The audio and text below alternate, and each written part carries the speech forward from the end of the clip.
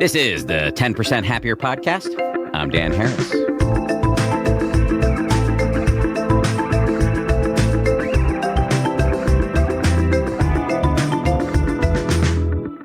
Hey, gang. Today, a conversation about how to be less reactive, how to handle it when you work a lot on your reactivity and you still lose your shit, how to say no without being a jerk, how to set boundaries, and much more.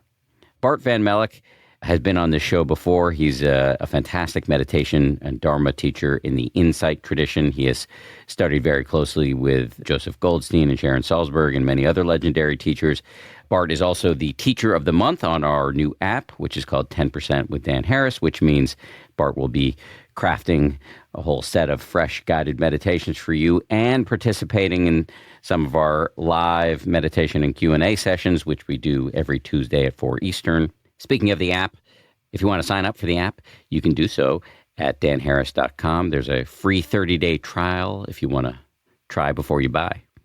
Okay, we'll get started with Bart van Melik in conversation with the executive producer of this show, DJ Kashmir, right after this. Bart van Melik, welcome back to the show. Thank you, DJ. Thanks for having me. Oh, this is such a pleasure. I've been looking forward to this for a couple of weeks now. Oh, likewise. It's been 4 years. It has, yeah. Yeah, so you were on the show once before, but to your point, it was a long time ago. I was listening to that episode last week. It's a great episode. We'll put a link in the show notes, all about how to bring mindfulness and meditative practices into our relationships with other people. Is wonderful. Right. But anyway, you're back now, and you're our Teacher of the Month for the rest of January here. And so just wanted to take this opportunity to kind of reintroduce you to our audience and start with a maybe simple but not easy question, which is, how did you become a meditation teacher? Well, first of all, thanks for having me. That's like asking someone about their life story. and so I'd given some thought, and the first thing that actually came to mind is special people, special relationships, people that are coming to mind that without them, I wouldn't even be having this conversation with you right now. But if I have to share a little bit about my story, I have to take you back to just finishing high school in the Netherlands. I really didn't know what to do with my life. I grew up in a small town in the south of the Netherlands, and I knew I wanted to go somewhere else. I was already very interested in how the mind works, but I didn't know what to do after high school. And I remember very clearly I was at the kitchen table in my parents' house. The Saturday paper was open, and it had an advertisement for a exchange program for students who had just graduated from high school. And something in me said, apply for it. You would go to Kenya, you'd be partnered with a Kenyan person of your own age, and you would be working with them, living with them in their house. And I got in. And that was really the first time where I really felt like everything that I was taken for granted in my life was no longer so stable. And I was blown away by the generosity of the Kenyan people. And this is why it's been the best thing in my life that I did this. I met Chantal, my wife, and we've been together for 30 years. Wow. And then afterwards, I had more of a clarity that my field of interest, what I really want to do with my life is I want to learn more about how the mind works, and I'm interested in cultures. And so I ended up studying the psychology of culture and religion. And there I studied stuff like, why do people pray? What's the function of meditation? And it got me really interested more in how does the mind work? And it's also so dependent on the culture where it's in. I realized I want to know more about peace of mind. It became so clear. But I was also, as a Dutch person, very allergic to institutionalized religion. And I felt like I didn't really know where to go. I didn't feel like I would belong anywhere in some kind of group. And so another major moment in my life was that Chantal's mom, Chantal whispered in her ear this, buy him a book by the Dalai Lama. And that was my very first introduction to Buddhism. It just came out, The Art of Happiness. We're talking about the late 90s. And I was reading it, which I often do is next to a body of water, because that's where I also already found some peace in myself, next to bodies of water. And I was reading it, and there was one line, DJ, it said, come and see for yourself. That was another major moment. Hey, the Buddha is saying, come and see for yourself. I don't need to believe anything. I don't have to assume anything. And that kind of brought a lot of interest in me. So I really took that book to heart, tried to practice on my own, but it didn't really stick, to be honest with you. And then Chantal and I were lucky enough to do some traveling, and we ended up in Thailand. And I literally stumbled over the Buddhas there. And so we went into a temple and asked a monk, can you teach us meditation? And he said, sure. Just sit over there and notice your belly rise when you breathe in and fall when you breathe out. That's it. And then come back. And so we sat there, Chantal and I could still see the fans circling over me. We were sitting on this fake leather plastic thingy. It was hot. But something happened. It was the first time where I wasn't just paying attention to my body breathing, but I also felt that I can know that I'm aware. And that to me was like a homecoming. It's like when Thich Nhat Hanh would say, I have arrived. I'm home. And it was in that very first hit that something clicked for me, like, this is what I want to learn more about, find out what this is all about. And so when I did come back to the Netherlands, I was like, now I'm ready for signing up with the meditation group. Even though I was by far the youngest, and it felt a little like new agey. And I did, and then it turns out that there was retreats that I could do. And then another major thing happened, and it was a big news in the early 2000s. Joseph Goldstein would come to the Netherlands. And so I signed up for that retreat. And without him, I would also not be talking to you right now. He co-taught a retreat with another dear person, a friend of mine and teacher, Carol Wilson. And there was something about the way they taught it that gave me a sense of creativity in my meditation. And afterwards, I remember he said, Bart, why don't you sign up for a long retreat at my center in the United States? And that coincided with the wish that Chantal and I had been having to live in New York for a while. And that retreat, there too, I started to have longer periods of time of what it's like to know that I'm aware. It felt like this great protection. And afterwards, Joseph said, I know you've been working with kids. How about if I was to connect you with an organization that teaches mindfulness practices to kids? And at the time, I couldn't do much else anyway, because Chantal was the one who was able to get a visa as a freelance photographer. She works for European media. And so I started volunteering with this organization. And the first time that I actually shared meditation, I was teaching it, was in front of 6 or 8 boys in a juvenile detention center in the South Bronx. And I'd already been shadowing and had a lot of good support from, oh, you know her, from Leslie Booker, who's been on the show too. Yes. I was so nervous. I gave my first instructions to these boys. And when I was done, they said, Bart, your meditations are lit. OD.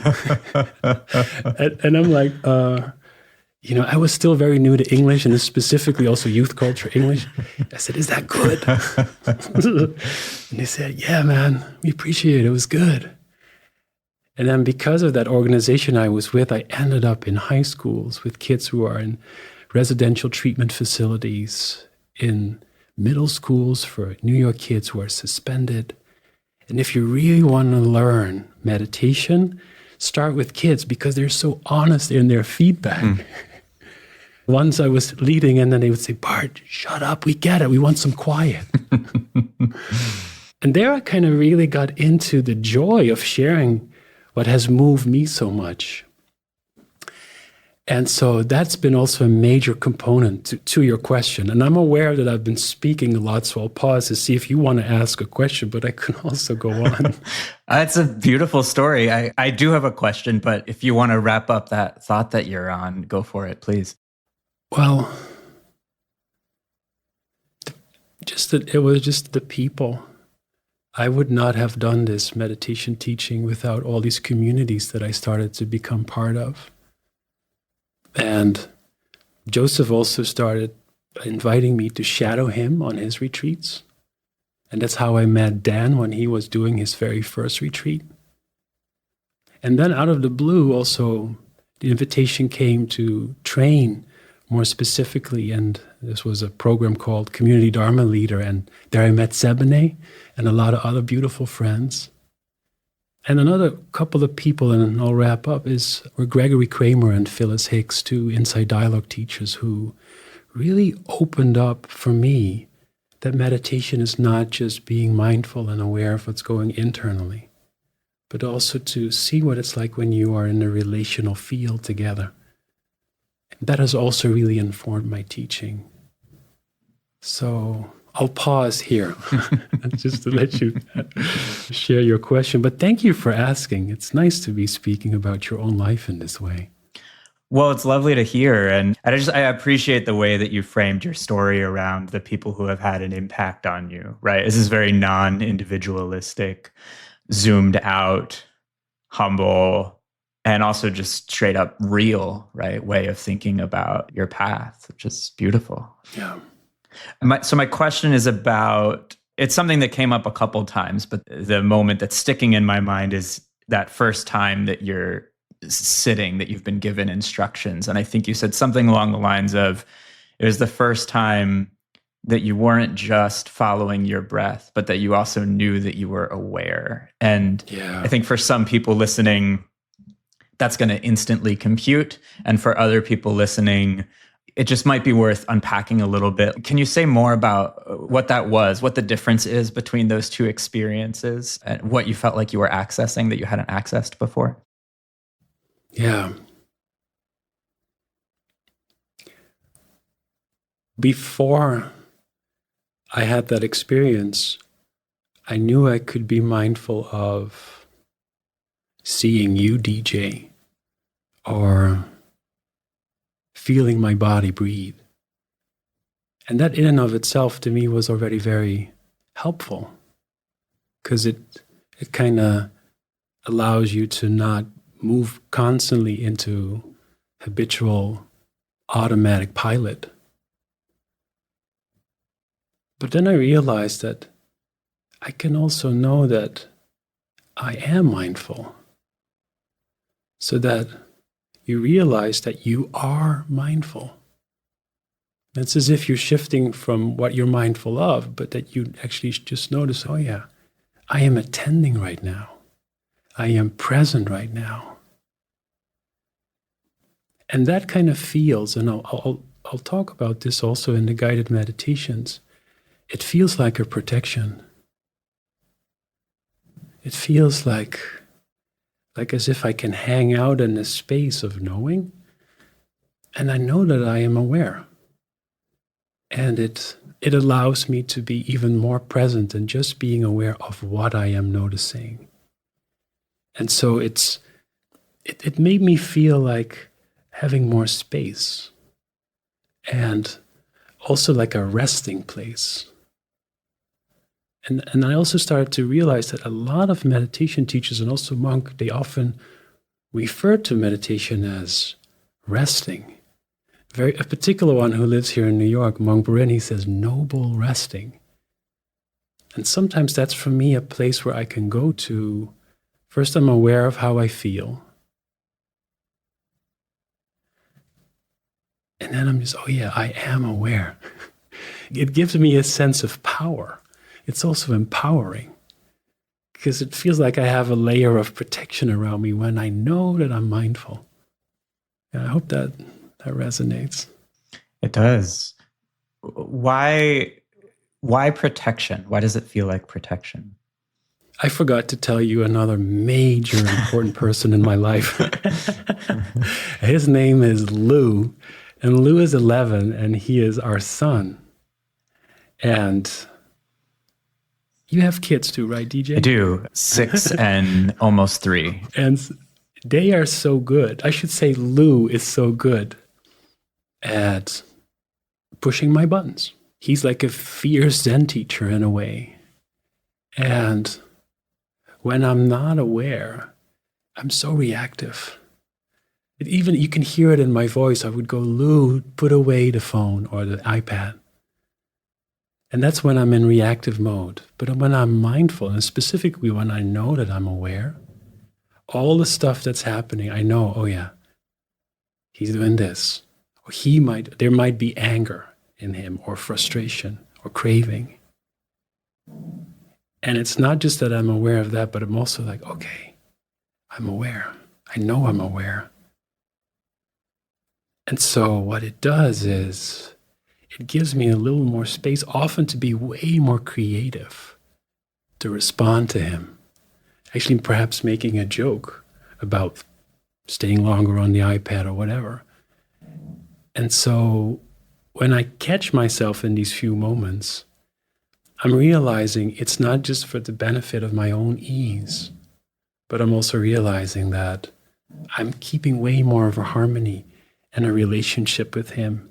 And actually, he's more willing then to accept my no, for example, because it's not coming from that whiny voice no more, but it's like a clear no, which is, I think, also an important part of our practice, to sometimes learn how to say no to ourselves, to this endless thought loops. And so that's one way, a very concrete way, how it protects me. That absolutely resonates with the last 24 hours of my life.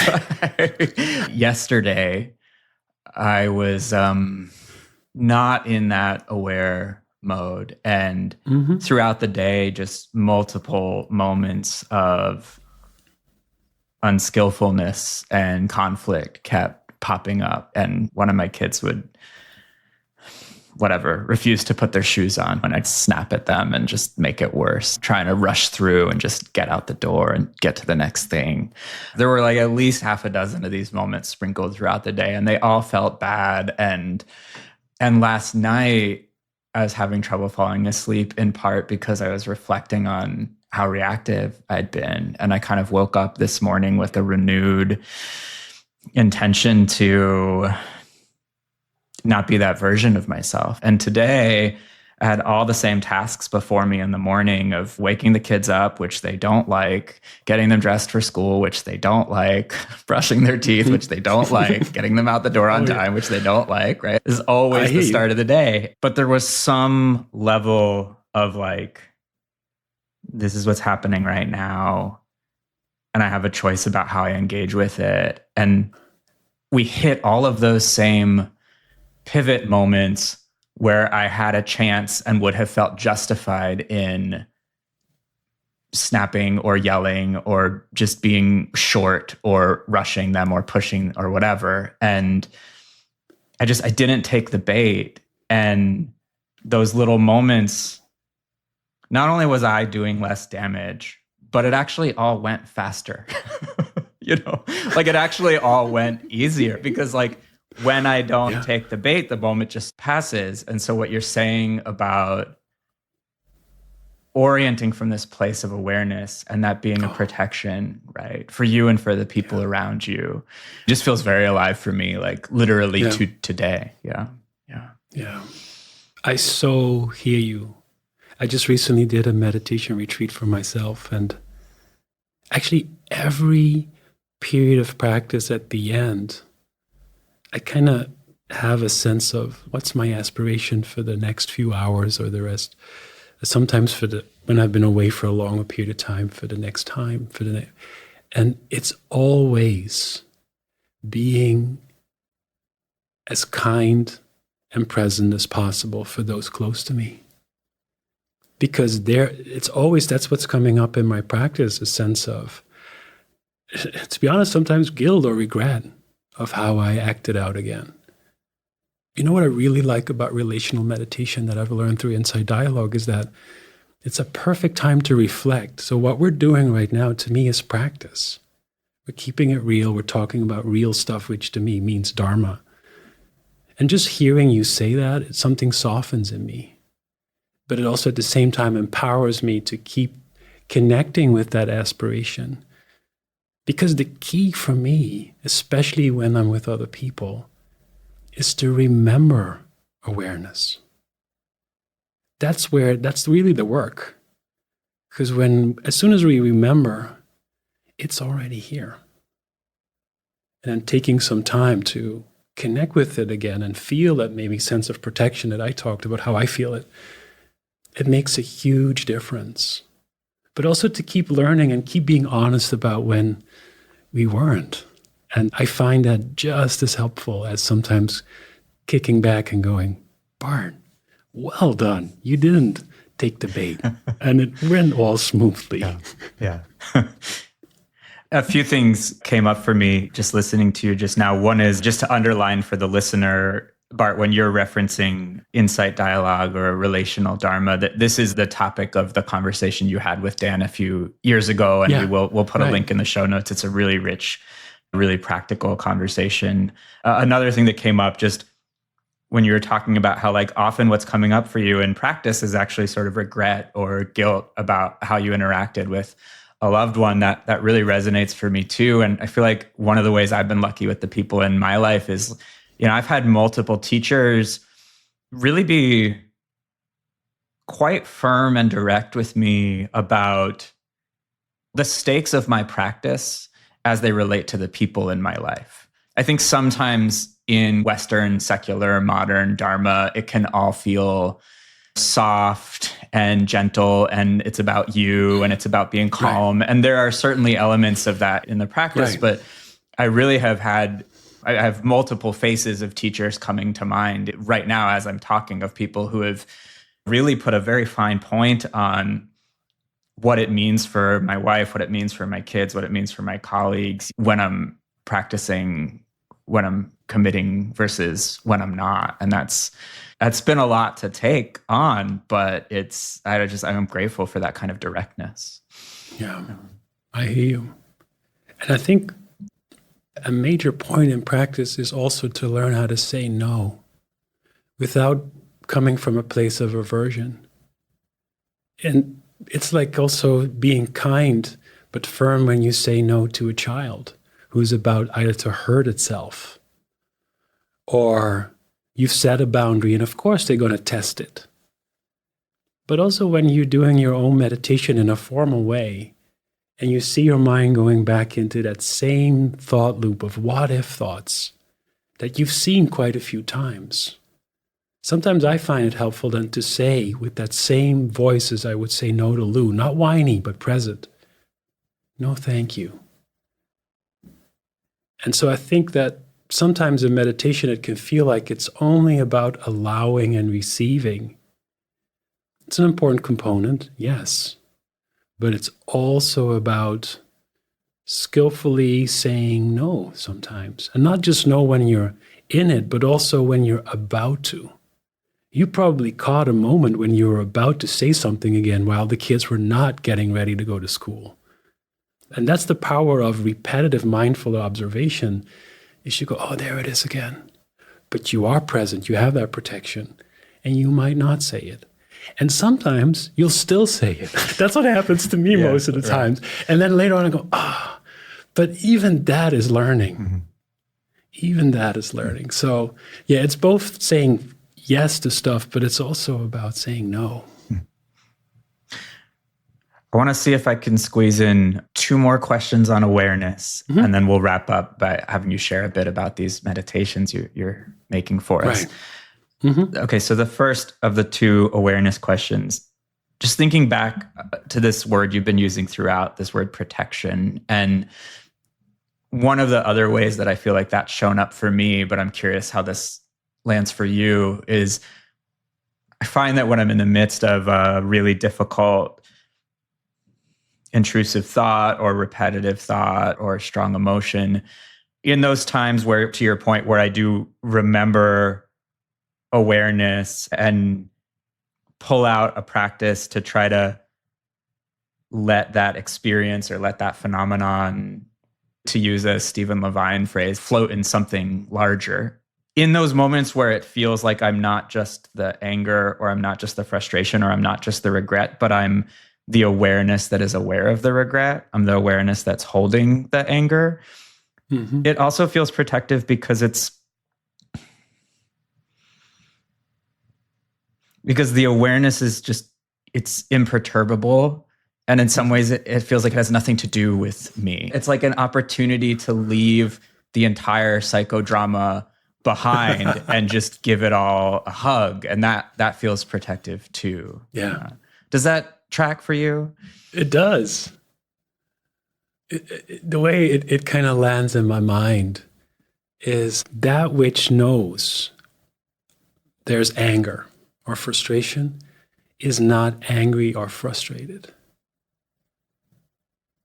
That was a huge insight for me, that even the part of me that knows there's breathing happening isn't the breath. The knowing is not what it knows. It's really quite special. I find it so worth of my limited time on this blue planet to keep remembering that. Because that's really where it's all about. Remember that you can be aware.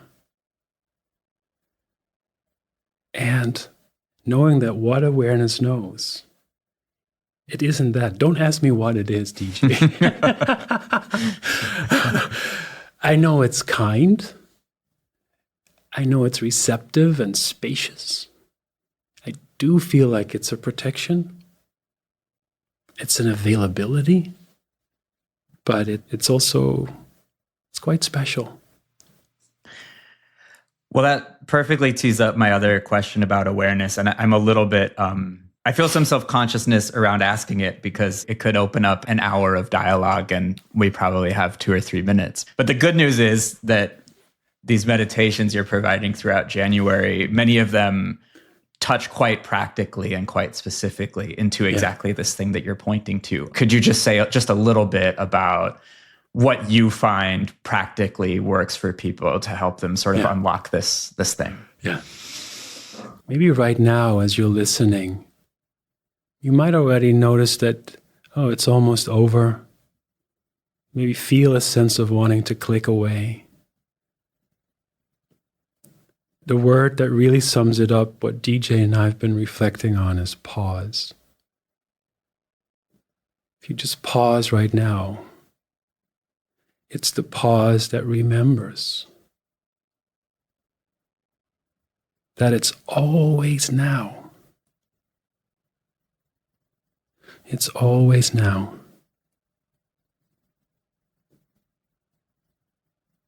And in it, we can connect with being aware. And we can be aware of, this is about to end. Are we aware of our mind planning already?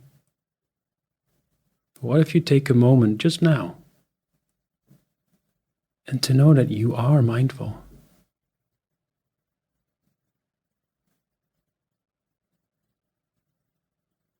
And all it takes is to pause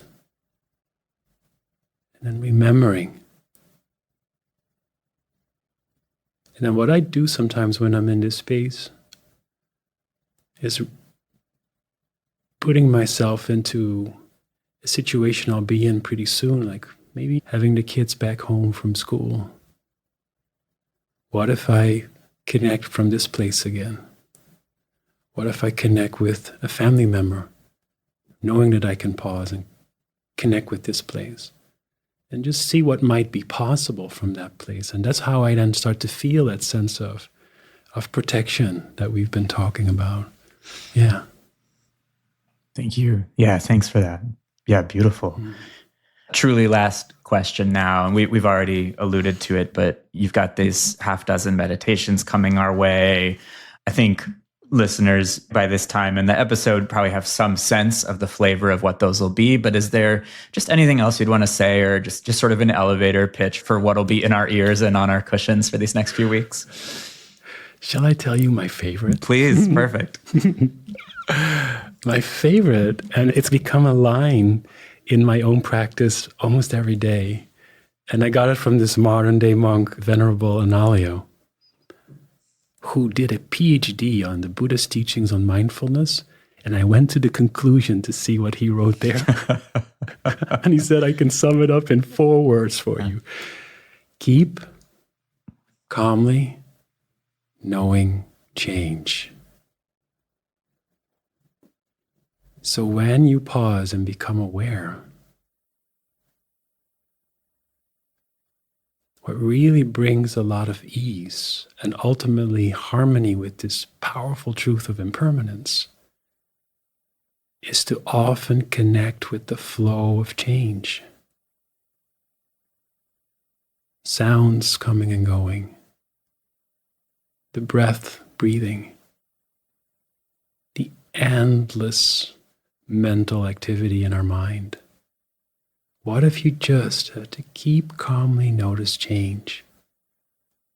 And that's will be one of the meditations that I'll offer, but this one has really transformed me in so many ways, because then you start to see that holding on even to this wonderful conversation I'm having with you is impossible. It will end. Your out-breath right now has ended. So, yeah, I just wanted to share my favorite. The rest is fine too. Hey, it's been such a pleasure, Bart. Thanks. Likewise. Thank you, DJ. Thanks for having me. Of course. Thank you to DJ. Thank you to Bart. Don't forget to check out our new app, 10% with Dan Harris. You can get it over at danharris.com. There's a free 30-day trial if you want to try before you buy. Finally, thank you very, very much to everybody who works so hard on this show. Our producers are Tara Anderson and Eleanor Vasili. Our recording and engineering is handled by the great folks over at Pod People.